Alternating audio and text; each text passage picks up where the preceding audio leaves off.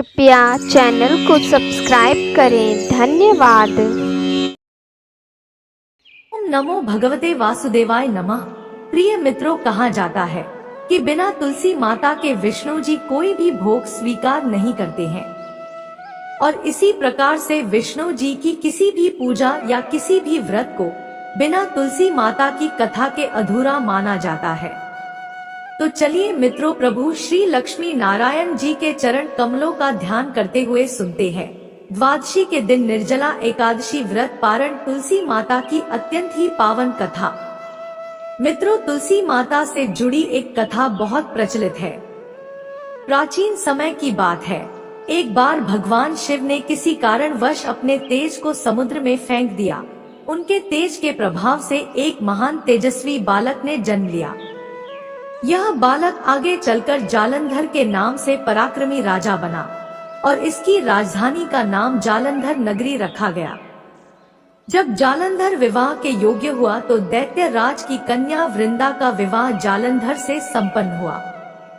जालंधर एक क्रूर महाराक्षस था जो सदा ही अपनी सत्ता के मद में चूर रहता था। विवाहित होने बाद भी एक समय उसने माता लक्ष्मी को पाने की कामना से देवताओं से युद्ध करने का निर्णय लिया। उसने अपने पूरे बल और पूरी सेना के साथ युद्ध आरंभ किया। देवताओं और असुरों के बीच यह भीषण युद्ध बहुत समय तक चला। शिव जी के तेज से उत्पन्न होने के कारण उसने सभी देवताओं को पराजित कर दिया, परंतु माता लक्ष्मी को पराजित नहीं कर सका, क्योंकि माता लक्ष्मी का जन्म भी समुद्र यानी कि जल से हुआ था।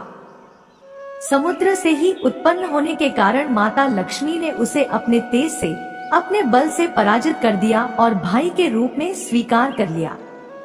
वहां से पराजित होकर वह देवी पार्वती की सुंदरता पर मोहित हो गया और पार्वती माता को पाने की लालसा से कैलाश पर्वत पर गया। उसके मन में यह विचार आया कि लक्ष्मी जी न सही तो देवी पार्वती को तो मैं अवश्य ही प्राप्त कर लूं। जालंधर ने माता पार्वती को छलने के लिए एक योजना बनाई और वह भगवान देवाधिदेव शिव का ही रूप धरकर माता पार्वती के समीप गया।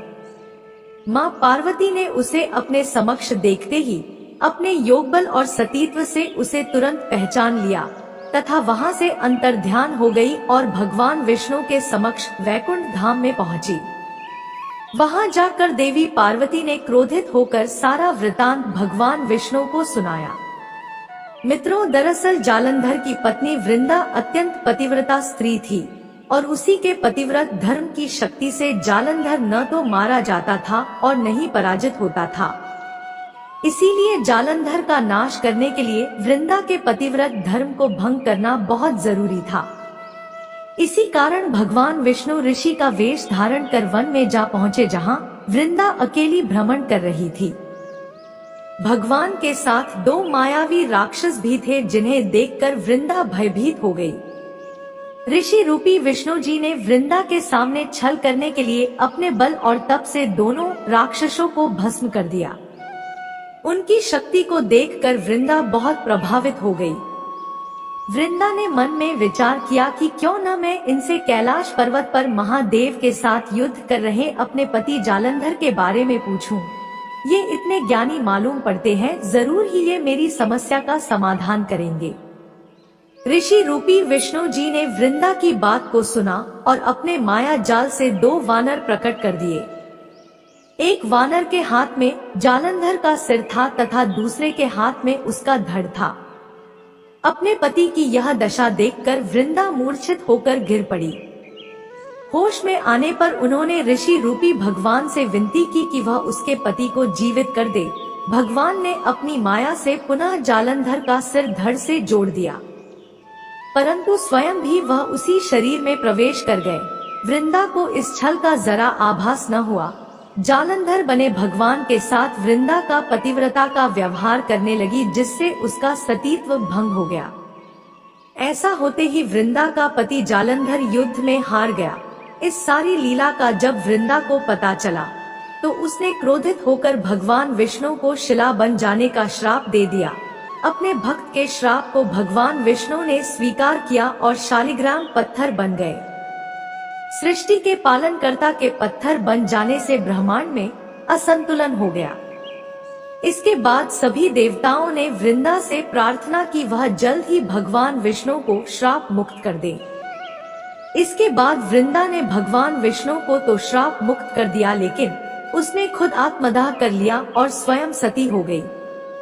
जिस स्थान पर वृंदा भस्म हुई वहां उसी राख से तुलसी का पौधा उग गया। भगवान विष्णु ने वृंदा से कहा कि हे वृंदा, तुम अपने सतीत्व के कारण मुझे लक्ष्मी से भी अधिक प्रिय हो गई हो। अब तुम तुलसी के रूप में सदा मेरे साथ रहोगी। जो मनुष्य भी मेरे शालिग्राम रूप के साथ तुलसी का विवाह करेगा उसे इस लोक और परलोक में विपुल यश प्राप्त होगा। जिस घर में तुलसी होगी वहां यम के दूत भी असमय नहीं जा सकते। गंगा व नर्मदा के जल में स्नान करना तथा तुलसी का पूजन बराबर माना जाएगा। चाहे मनुष्य कितना भी पापी क्यों न हो, मृत्यु के समय जिसके मुख में तुलसी मंजरी रहे और गंगा जल मुख में रखकर निगल जाएगा, वह व्यक्ति सभी पापों से मुक्त होकर मेरे धाम बैकुंठ लोक को प्राप्त होगा। उसी दैत्य जालंधर की यह भूमि जलंधर नाम से विख्यात है। तो बोलिए मित्रों, तुलसी माता जी जय, श्री लक्ष्मी नारायण जी जय। प्रिय मित्रों, तो यह थी तुलसी माता के विवाह की कथा। अब चलिए मित्रों सुनते हैं तुलसी माता की दूसरी कथा। एक समय की बात है, एक गांव की सभी महिलाएं मंदिर में जाकर तुलसी माता को रोजाना सींचती थी। बाकी सभी महिलाएं तो तुलसी माता को सींचकर घर आ जाती, पर एक बुढ़िया माई रोज कुछ समय वहीं पर रुकती और तुलसी माँ को सींचकर कहती कि तुलसी माता, तुम सबकी दाता हो, मैं तेरा बिडला रोज सींचती हूँ, तुम मेरा निस्तारा करो। हे तुलसी माता, मुझे अड़ुआ दे, लड़ुआ दे, पीतांबर की धोती दे, मीठे मीठे ग्रास दे, बैकुंठ का वास दे, चटक की चाल दे, पटक की मौत दे, चंदन का काट दे, झालर की झनकार दे, साईं का राज दे, दाल भात का जीवन दे, एकादशी का दिन दे, और जब मेरी मृत्यु हो तो श्री कृष्ण का कंधा दे। इतनी बात सुनकर तुलसी माँ सोच में पड़ जाती है। बुढ़िया की बातों को सुनकर तुलसी माता बहुत ही चिंता में रहने लगी और धीरे धीरे सूखने लगी। एक दिन भगवान श्री कृष्ण ने तुलसी माँ से उनकी इस चिंता का कारण पूछ कि आपको कौन सी चीज है जो परेशान कर रही है। इस पर तुलसी माँ ने बताया कि एक बुढ़िया है, मेरे पास रोज आकर इतनी बात कह कर जाती है। इनमें से मैं बुढ़िया माई को सब कुछ दे सकती हूँ, पर आपका कंधा कहाँ से दूंगी। इस पर भगवान बोले कि तुम चिंता मत करो और बुढ़िया माई को आशीर्वाद दे दो। जब बुढ़िया माई की मृत्यु होगी मैं उसे कंधा देने चला जाऊंगा। तुलसी माँ ने वैसा ही किया और थोड़े दिन बाद बुढ़िया माई मर गई। सब कोई उसे उठाने लगे पर वह इतनी भारी हो गई कि किसी से भी नहीं उठी। सब कोई कहने लगा कि पाप घाट की माला फेरती थी, जिसकी वजह से इतनी भारी हो गई। तभी भगवान श्री कृष्ण ब्राह्मण के भेष में आए और वहां खड़े लोगों से बुढ़िया के कान में कुछ कहने पर उसका शव हल्का होने की बात कही।